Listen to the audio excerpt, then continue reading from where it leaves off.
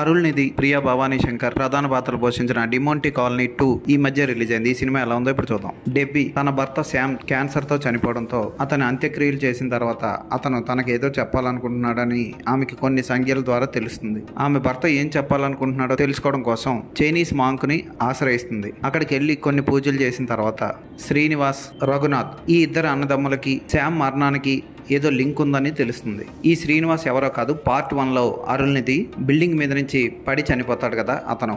శ్రీనివాస్ చనిపోకముందే డెబ్బీ అతను కలుస్తుంది. దాన్ని చక్కగా చూపించాడు ఈ సినిమాలో దర్శకుడు. పాత సినిమాకి కొత్త సినిమాకి లింక్ వేస్తూ కొన్ని సీన్లు క్రియేట్ చేశారు. ఫస్ట్ హాఫ్ చాలా ఇంట్రెస్టింగ్ గా సాగుతుంది ఈ సినిమా. సెకండ్ హాఫ్ మాత్రం కొన్ని అనవసరమైన సీన్లతో సాగుతుంది.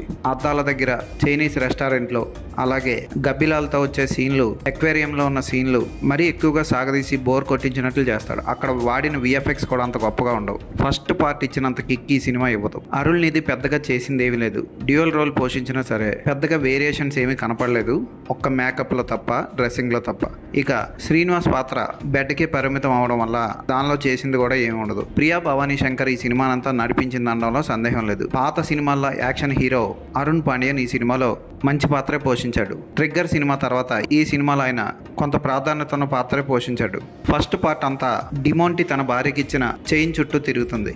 ఈ పార్ట్ కూడా అలాగే తిరుగుతుంది. అయితే ఈసారి చైన్ తో పాటు బుక్ కూడా యాడ్ అయింది. ఈ బుక్ ఏంటి అంటే unsung king of fallen Kingdom. ఈ బుక్ ని ఎవరైతే లైబ్రరీ నుంచి తీసుకెళ్లారో ఎవరో రిటర్న్ అవ్వరు, అందరూ కూడా చనిపోయి ఉంటారు. అయితే పార్ట్ 3 లేదు అన్నట్లుగా లైబ్రేరియన్ ని చంపేసి క్లైమాక్స్లో ది ఎండ్ వేస్తాడు దర్శకుడు అజయ్ జ్ఞానముతు. సినిమాని ఫస్ట్ హాఫ్ బాగానే నడిపించిన సెకండ్ హాఫ్కి వచ్చేసరికి నమ్మశక్యం కాని సీన్లతో బోర్ కొట్టించేలా చేశాడు. చైనీస్ మాంక్స్, బంగారు చైను, బుక్ అంటూ ప్రేక్షకుల్ని అనవసరంగా కన్ఫ్యూజ్ చేసి పారేశాడు. కొన్ని సీన్లు బాగా తీసిన ఫస్ట్ పార్ట్లో ఉన్నంత గ్రిప్పింగ్గా, క్లియర్గా ఈ సినిమా లేదు అని చెప్పొచ్చు. ఫోటోగ్రఫీ బాగుంటుంది. శామ్ సిఎస్ అందించిన బ్యాక్గ్రౌండ్ స్కోర్ ఓకే అనిపిస్తుంది.